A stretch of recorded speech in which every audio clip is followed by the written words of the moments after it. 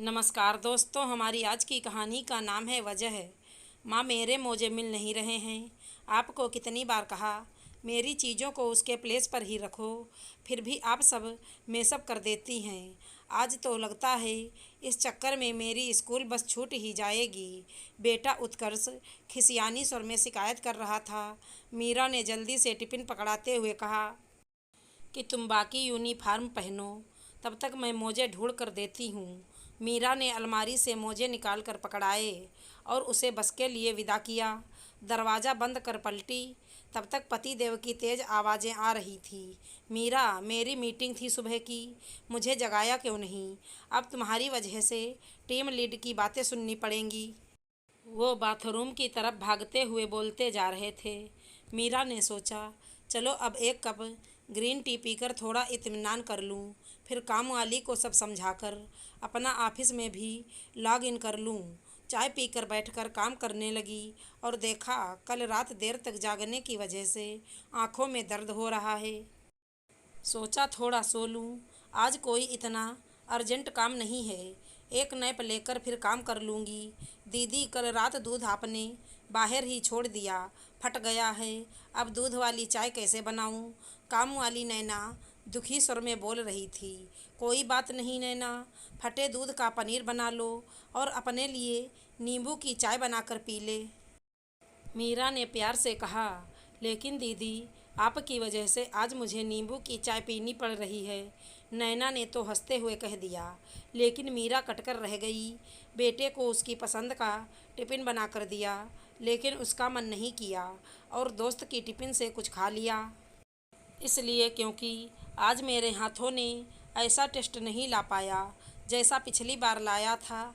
मैंने फिर एक गलती कर दी। नैना ने मशीन में कपड़े लगाए और बाबूजी के सफ़ेद पजामे में किसी और कपड़े का रंग लग गया, इसलिए क्योंकि मैंने उसे कपड़े अलग करके नहीं दिए थे। नैना को काम पर रखा है, लेकिन उसका काम भी गड़बड़ हो तो दोषी मैं ही हूँ। उत्कर्ष अपनी चीज़ें में सब करे और कुछ ना मिले तो ब्लेम मुझ पर ही है। अगर माजी बाबूजी को कुछ खाकर एसिडिटी हो जाए तो भी मैं ही दोषी होती हूँ, क्योंकि मैंने ऐसा खाना क्यों बनवाया। मैंने कुक को बोल कर रखा है कि वो उनके लिए बिल्कुल सादा खाना बनाए और मैं किसी भी सदस्य को ज़बरदस्ती कुछ नहीं परोसती हूँ। फिर भी बहू, जब तुम्हें पता है कि हमें हाई ब्लड प्रेशर है तो इतना नमक क्यों डलवाती हो? तुम्हारी वजह से तो हमारा ब्लड प्रेशर ही बढ़ा रहता है। वो बोल नहीं पाई कि खाना तो कुक बनाई है, जिसे मैंने सारी हिदायतें दे रखी है। अगर आप किचन में थोड़ा देख लेंगी तो क्या बिगड़ जाएगा? अगर मेरे बेटे के परीक्षा में कम नंबर आए तो भी मैं ही दोषी हूँ, क्योंकि मेरे पति नौकरी करते हैं, उन्हें टाइम नहीं होता है, जबकि नौकरी मैं भी करती हूँ और लगभग उन्हीं के बराबर कमाती हूँ। अगर मैं बीमार हो जाऊँ तो भी मैं ही जिम्मेदार हूँ, क्योंकि मैंने अपना ख्याल नहीं रखा होता है। कभी कभी मुझे लगता है कि मैं तो अपने तरफ से सब कुछ अच्छा करने की कोशिश करती हूँ, फिर सब मुझे ही ब्लेम करते हैं। सुबह आँख खुलने से रात को सोने तक किसी न किसी बात का ब्लेम। तो क्या मैं ऐसी अवस्था में पहुँच गई हूँ जहाँ मस्तिष्क सही से काम नहीं कर पाता? मैं बहुत परेशान हूँ और इससे छुटकारा पाना चाहती हूँ। अगर कोई उपाय हो तो प्लीज़ आप सब मुझे बताओ। ये सब सोचते सोचते मीरा की आंखों से आंसुओं की धारा बहने लगी। उसे याद आ रहे थे वो दिन जब बचपन में उसकी गलतियाँ भी उसकी माँ अपने ऊपर ओढ़ लेती थी, और आज तो जैसे मैं गलतियों का अंबार बन गई हूँ। फिर उसने आत्ममंथन किया। जब मैं केयरलेस थी, इन सब काम और बातों पर ध्यान कम देती थी, तो ब्लेम भी कम मिलता था।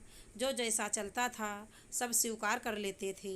उम्मीदें कम थी सबकी, सब अपना देख लेते थे। मैंने सब कुछ परफेक्ट देखना चाहा और सब मुझ पे छोड़ते गए, इसलिए अब मैं फिर से वापस लौट जाऊंगी। सबको अपनी क्षमता अनुसार ब्लेम लेना होगा, ब्लेम। और मीरा मुस्कुरा उठी। आशा करती हूँ हमारी कहानी अच्छी लगी होगी। धन्यवाद दोस्तों।